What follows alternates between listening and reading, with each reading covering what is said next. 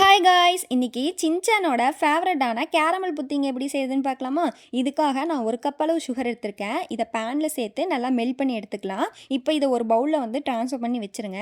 இப்போ இன்னொரு பவுல் எடுத்துக்கலாம். இதில நான் 2 எக் உடைச்சு ஊத்திக்கிறேன். இது கூட உங்களுக்கு பிடிச்சமான ஒரு பிஸ்கெட்ட நல்லா கிரைண்ட் பண்ணி எடுத்துக்கங்க. அதையும் சேர்த்திக்கலாம்.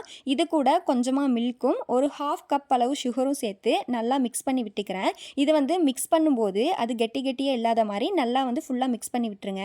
இப்போ அந்த முட்டையோட ஸ்மெல் வராமல் இருக்கிறதுக்காக 1 டேபிள் ஸ்பூன் அளவு வெண்ணிலா எசன்ஸ் சேர்த்திக்கிறேன்.